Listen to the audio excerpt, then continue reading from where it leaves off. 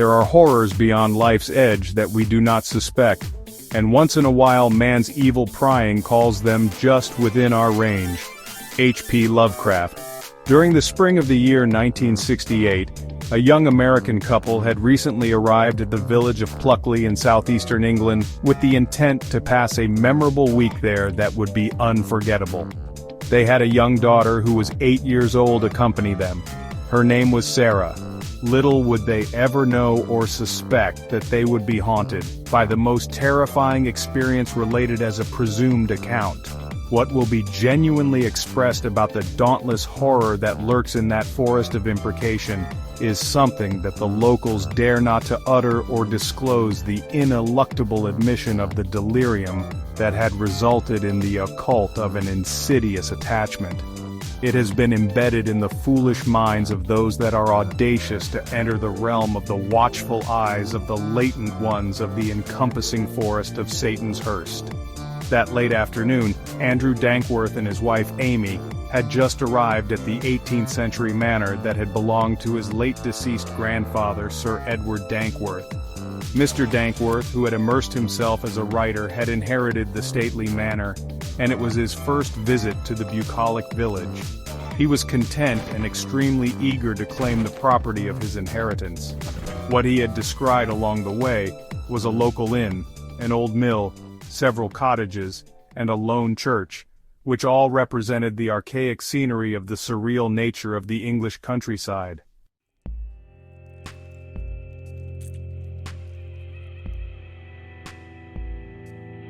Beyond the low slope of the quaint village stood a dark and deceptive forest that was situated amidst its inherent outskirts. It is there, where a primordial terror had concealed the irrevocable fate to a secret that the American couple will soon discover and experiment its phantasmagoric nature. Once at the Dankworth Manor, they were kindly greeted by a certain man with salient features and a staid mien, whose name was Mr. Burton. He was in charge of the property and was a personal acquaintance of the Dankworth family. He was entrusted with the renovation of the manor and the couple's needs. He would present it to them and answer any questions they had regarding the estate. The manor had 2 stories with several chambers located on each story displayed. There were old variegated tapestries that were hanging on the walls of the great hall and other adjoining areas of the manor, chandeliers that were covered in heavy specks of dusts, a monochromatic gallery, a private library, an abandoned dining hall that had once served the vagaries of the local nobility, a wooden staircase, rusted windows that were previously ornate in their embellishment, tables and chairs whose pristine luster had vanished and were only a semblance of a glossy varnish of Gothic predilections. Ever since the death of Sir Edward Dankworth, the house had appeared to be exiled to a forlorn aberration. There was a pervading eeriness and a lingering opacity that had enveloped the manor in dark shadows that were transparent. The renovation had already begun, and certain areas of the manor in particular, the chambers were refurbished with new furniture. The remaining areas that were in decrepitude were mostly reduced to those places that were of less importance in usage. Mr. Burton had explained to the couple that shortly the renovation would be completed. He had also committed himself to whatever financial endeavors the couple would require. Mr. Dankworth, who knew little about the manor and its history, had put his solemn trust in Mr. Burton, who appeared to be a trustworthy individual in person. Mr. Burton was an elderly man who knew the village and had a good rapport with the villagers. He was also well informed about Sir Edward Dankworth and his august parentage.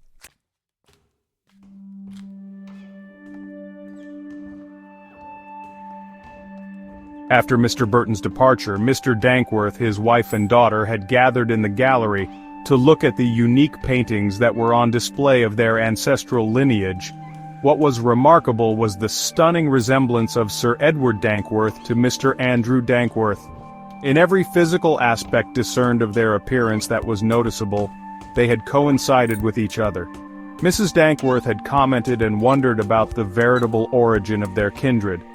The gallery could only give the Dankworths a fleeting glimpse of a departed grandeur that was once admirable in its genuine splendor. Everything was as it would have appeared in centuries past apart from one anachronism. a fresh coat of paint on the wood covering the visible frame.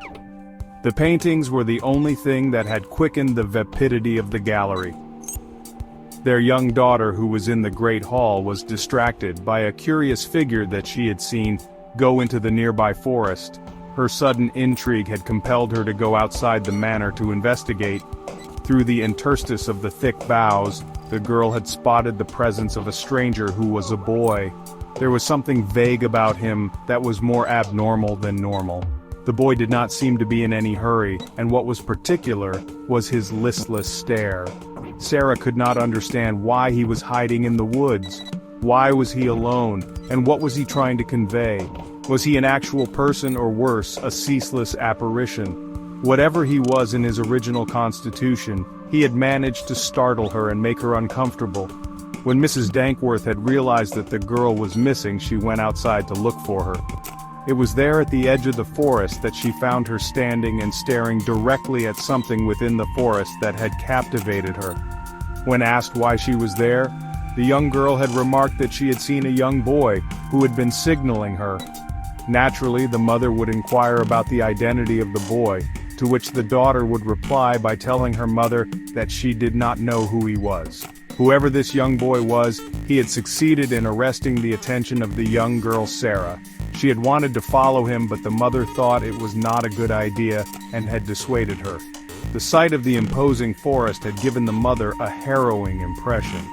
The forest had dead stumps, several small streams nigh, a soily surface, flora and fauna that were surrounded by carpets of bluebells, amidst the exotic ash trees and shrubs that added to the sylvan setting. The hollow tree trunks had overhanging boughs across the trodden footpaths. What was apparent was the decaying air and stifling atmosphere, with decomposing leaves and twigs that exuded a musty aroma that had reached their noses. The concerned mother would take the young girl back to the estate of the manor, but not before she would glance once more at the mysterious forest that had brought the young daughter.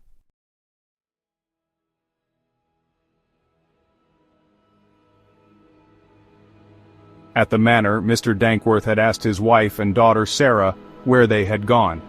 When they had revealed to him that they had gone to the edge of the forest, because the young girl had supposedly seen a young boy who was calling on her, he was interested in knowing who the young boy could have been.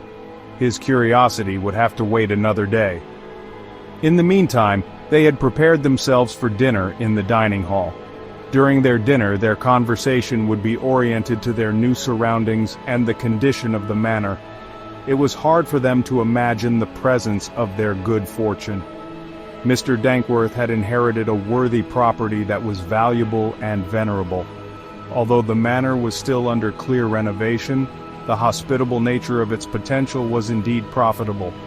When they had finished their sumptuous dinner, they sat around the hearth and began to plan their new adventure for the days that they would be at the manor and village. Mr. Dankworth had to return to New York the next week. Thus, it was necessary for them to enjoy their intimate stay and leisure time. There was excitement in their eyes and vivacity. It was not common for Americans to be bequeathed an inheritance that would take them to a secluded part of England, but was what unnatural would be the unaccountable horror that would haunt the Dankworths afterwards, a horror that was attached to an accursed fate that would burden them for years to come. It is said that in life there is a portentous evil that is preternatural in its origin and pursuit. That night, a celeritas burr had echoed outside of the manor. It had interrupted the unbroken silence that had extended from one part of the manor to another. It had reached the room of the young girl. She would rise from her bed immediately and investigate, as she had listened to the ultrasound become more audible with its sheer intensity. She began to walk towards her window, when she had perceived the vivid image of the mysterious young boy. Sara was enthralled, and the suspense had increased twofold. The girl was blinded by the unknown and undiscovered elements of the area that she could not intimate the peril that was lurking in the nocturnal forest. There was an indeterminate murk in the plaintive quietus that had been stirred by an anonymous force of nature.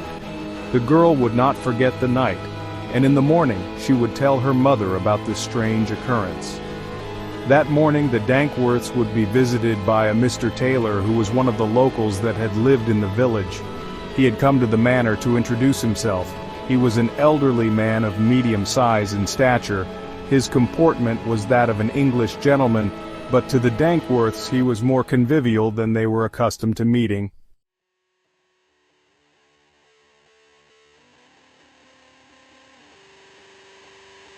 He would even invite them to the comfort of his home. It would appear that the Dankworths were beginning to make a friendly association with the local villagers, who were quite receptive to them, all of which were synonymous with the unblessed terror that was hidden within the deep forest of cursed spirits. Mr. Burton had stopped by to check on the American family. He was pleasantly surprised to see them so active in the manor and the estate, especially the young girl Sara. While the parents were fascinated with the manor, the daughter was inquisitive and yearning to know more about the intrepid boy, who dwelt amidst the wandering shadows of the forest. Once more, Sara had distracted herself with the image of the young boy. This time the boy would reappear outside of the window of the room of the girl. For the first time Sara was able to see him plainly. The boy was dressed in the clothing that had reflected his eminent status. From his attire one would assume that he was of a family of prominence that was well established. He had black hair, but it was his distinct red eyes that had spooked the young girl enough to stir a commotion in her blood-curdling scream that would alert the girl's parents. This would be the precursor to the imminent terror that was awaiting them.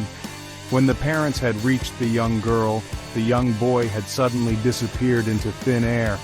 The parents had asked the girl what had happened, to which the girl had responded by telling them that she had seen the young boy from the forest, and he had red eyes that were demonic in their essence. The natural reaction of the parents was of utter disbelief and bewilderment. They had calmed their young daughter who was discomposed. Perhaps she had mistaken the image of the ambiguous boy, and it was distorted by the dim light in the room. What other logical reason could there be to describe the inexplicable occurrence? Despite the uncertainty of the event, the girl was strongly convinced of what she had witnessed. Was it an eidolon? If it was not a boy, then what evil could be lurking in the intrusive nature of the forest? It was an ominous premonition to be heeded with deep regard. This unusual forest was a place where legendary goblins and ghosts had once resided, and countless tales of the surreptitious souls of the undead were said to be amongst the living. For centuries, the village of Pluckley was related to the horrendous occurrences of phenomena, such as cases of witchcraft that would lead to the disappearance of manifold children.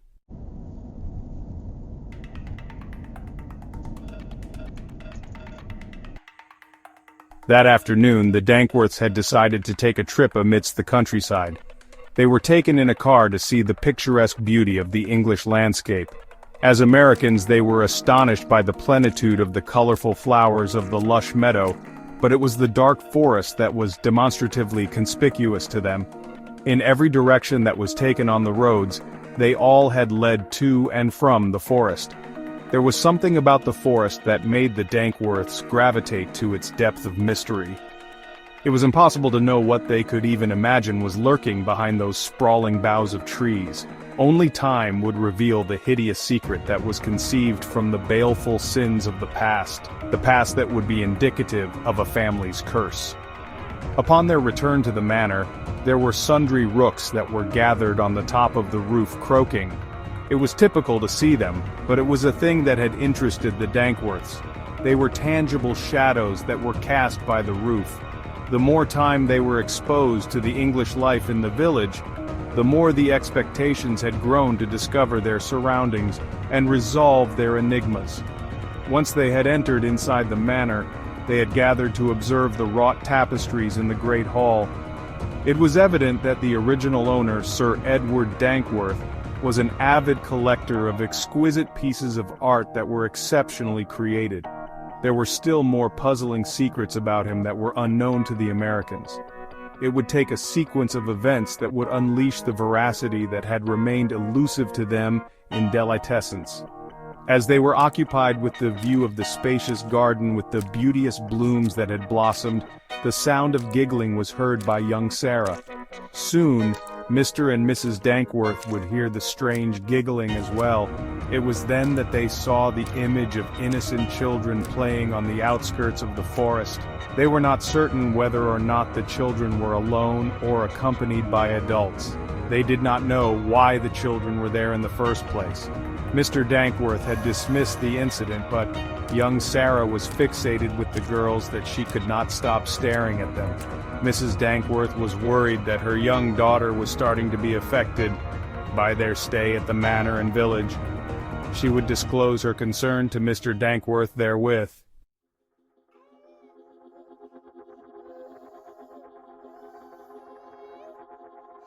Mr. Dankworth would tell her that everything would be fine and that in a matter of days, they would be back in New York again.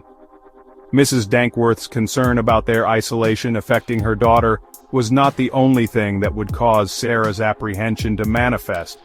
The lingering influence of the past would ultimately make the Dankworths confront an ancestral terror that would be an inconceivable realization that was rooted in their aristocratic lineage. Mr. Dankworth's grandparents were both originally from Pluckley, but his parents were born in other parts of England. Their active lives in New York were incomparable to the idyllic setting of the village, and their American mindset was the opposite of the simplicity reciprocated by the villagers. As Mrs. Dankworth was searching through the chest of drawers in her room, she would discover several cuttings from a local newspaper, discussing a series of unknown murders that had taken place in the area. According to the revelation, within the span of 2 centuries, unsolved cases of people missing or deaths were reported.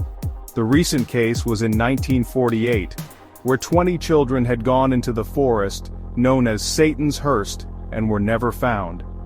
There was a particular case of a young boy in the year 1908 that had gone missing, and whose body was never found too. His name was Jonathan Gray. What Mrs. Dankworth did not know at the time was the fact that the mystery with the young boy that her daughter Sara was experiencing was directly related to the disappearance of this Jonathan Gray. Indeed, it was shocking to have to read such tragic cases of unexplained circumstances. It gave Mrs. Dankworth a sudden qualm about what was truly occurring in the village and with the villagers. Anon, a wheatless despair would begin to consume the mind of Mrs. Dankworth. Gradually, the totality of the enigma of the past of the Dankworth's lineage would be exposed for its unfathomable origin.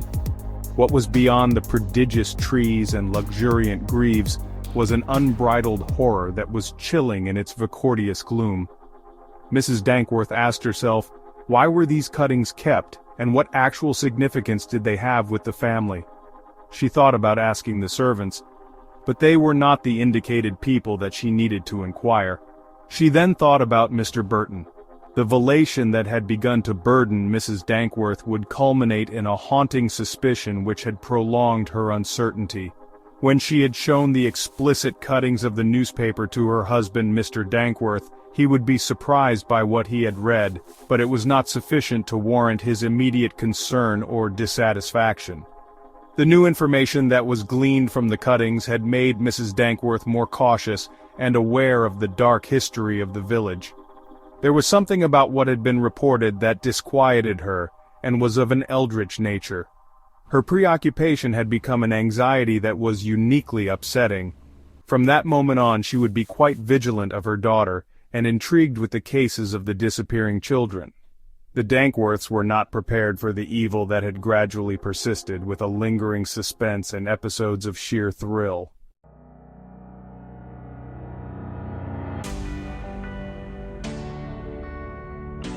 The gleam of the twilight had crept into the manor.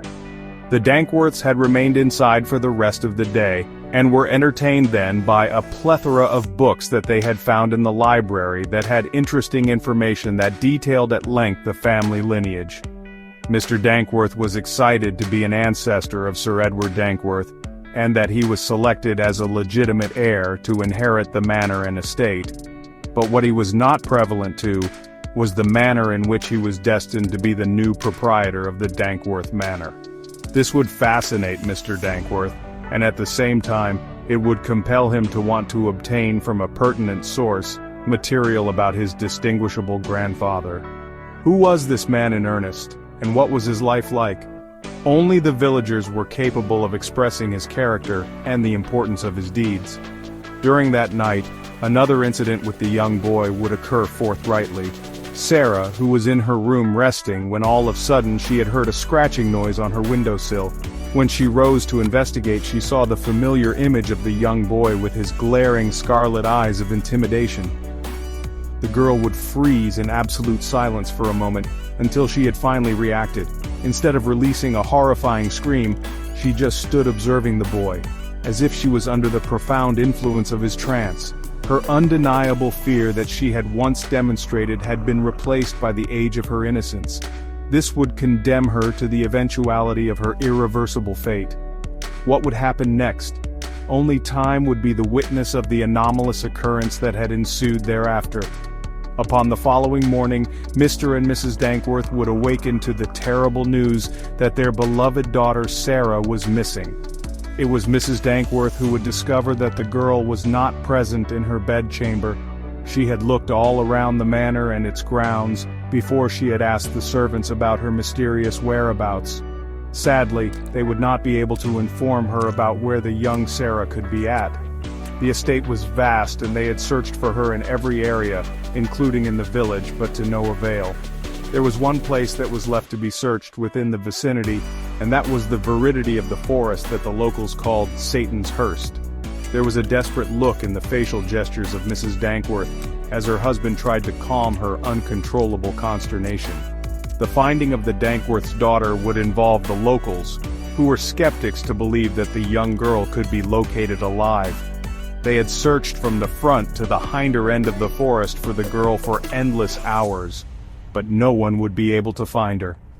Mrs. Dankworth was convinced that she had been abducted against her will, and that whoever was behind the girl's disappearance was related to witchcraft, as the legend had revealed. Mr. Dankworth was reluctant to accept that supernatural claim. He was a natural man of reason, and to him there had to be another explanation that was feasible to comprehend.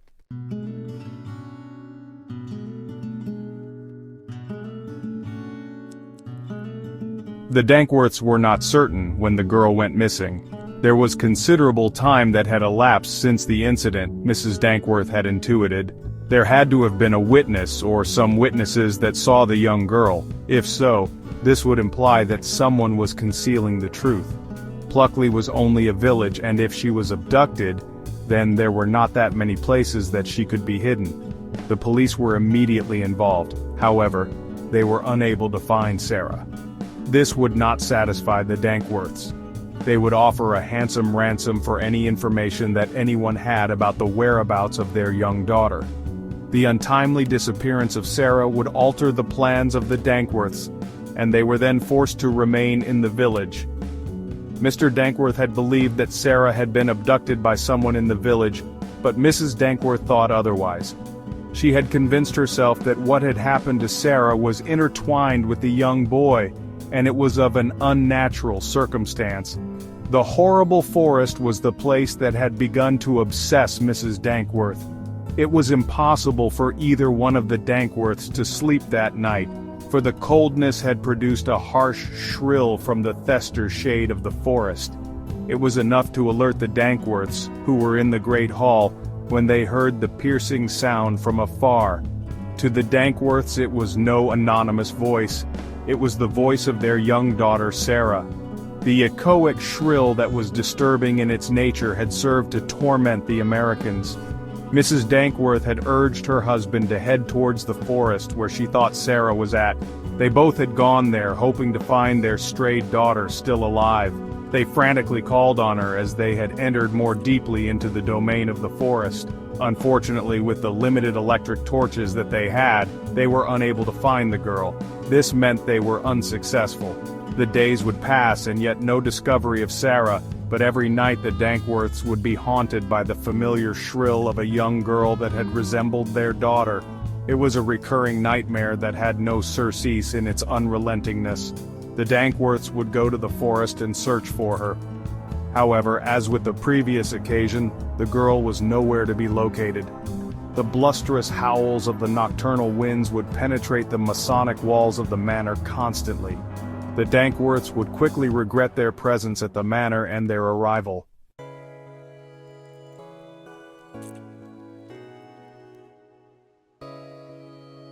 What had begun as an exciting trip had turned into a horrendous nightmare.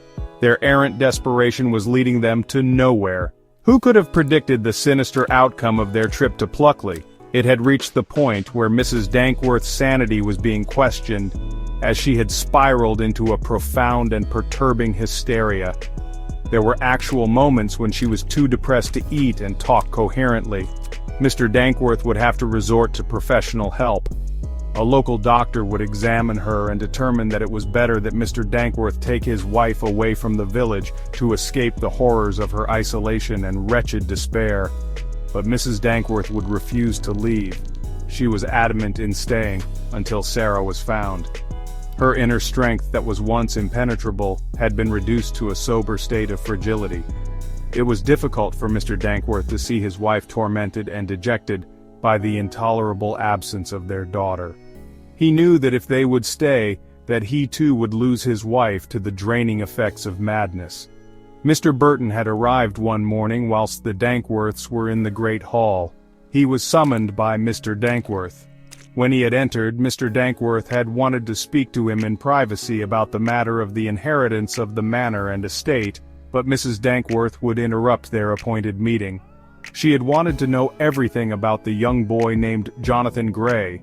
Mr. Burton, sensing that Mrs. Dankworth was still emotionally upset, did not want to displease her with a confrontation that was unnecessary. Thus, he acquiesced, and had started to disclose the shocking revelation that the Dankworths had only suspected. There was so much that the poor Americans were not informed about. The mystery of the boy was linked to the truth about the synonymous past of Sir Edward Dankworth. What Mr. Burton had revealed to the Dankworths was not only unsettling but unbelievable to conceive. Sir Edward Dankworth had made a furtive pact with the devil, as he described him. The devil would give him what he sought, and in return, Sir Edward would give the devil the interminable souls of all the Dankworth children past and present, including those who were not related. It would result in a deleterious anathema that was beyond any reasonable doubt conjured. This admissible revelation would leave the American couple speechless at first. Afterwards, they attempted to understand the complexity of what Mr. Burton had professed. If this was veracious in its relevance, then the quintessential thing that was daunting in its realization was, had this meant that the daughter of the Dankworths had ultimately perished as well? Mr. Burton would only intimate that the ominous fate of the young Sara was already sealed, and there was nothing that the couple could do to prevent the inevitable outcome. Mrs. Dankworth could not accept that her beloved daughter was a part of this evil connivance. She had strongly rejected that reality. Mr. Dankworth wanted to know more about the pact, and he had pressed Mr. Burton for more elaborate details.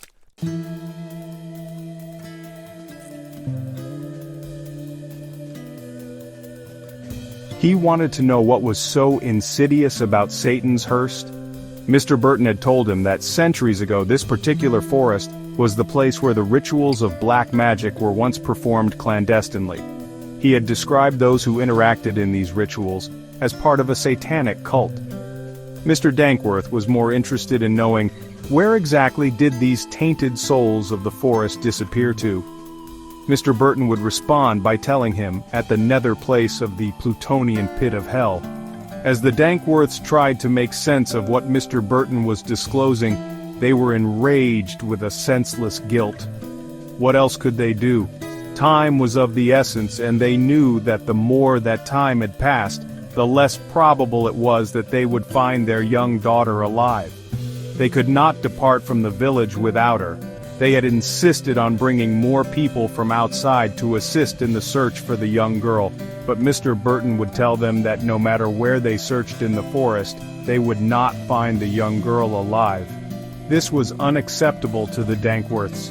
They had refused the premise of Mr. Burton, and were willing to pay whoever it was necessary to locate their daughter.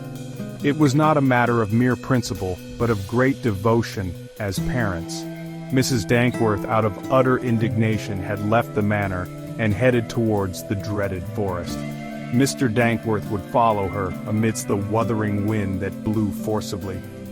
She stood at the edge of the entrance to the forest and had pointed at a mysterious figure that she had seen, within the diffusion of a glimpse of a spectral shadow that cast a pale light that was a reflection. She had claimed to have seen the figure of her missing daughter. Mr. Dankworth was uncertain of what his wife had seen. She was more determined than apprehensive and had insisted that she had indeed seen young Sara. Mr. Dankworth did not see her or notice the presence of his daughter.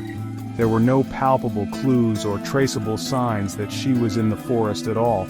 Whatever had appeared before Mrs. Dankworth was the surreal impression of a lugubrious soul. Subsequently, the sound of the sonorous wind had abated, and there was an intangible silence, as if the trees had instructed the wind to cease to blow. The Dankworths were left to ponder what had occurred and return to their manor empty-handed. Nothing of which they had attempted in their passionate search had led to any shred of evidence that Sara was still alive. A week would transpire and no recent tidings of the whereabouts of the Dankworth girl.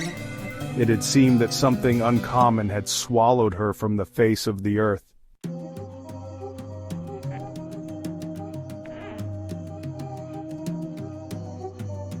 The Dankworths were even more nervous, and the errant desperation witnessed in them by the servants was purely manifest.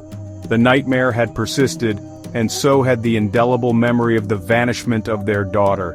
It was during one night in the great hall, after a week had transpired, that something that had appeared to be inconsequential had occurred subitaneously. There was a fainting gleam of the moonlight shimmer, and the voluminous echoes resounding of a harsh cry that had become obstreperous.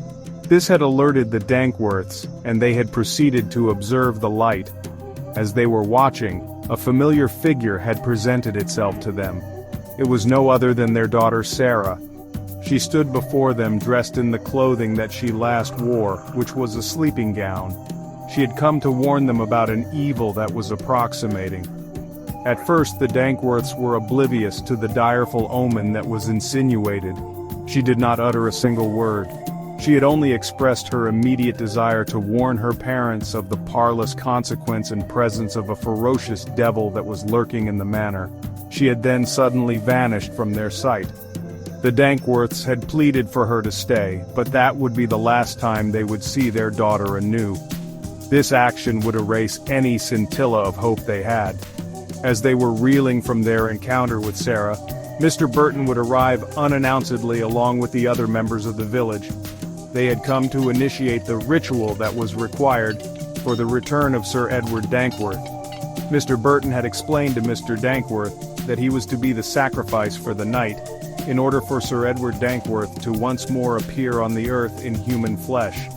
He had to sign the deed with his natural blood. To the Dankworths it was pure insanity. What they did not know was the fact that all the villagers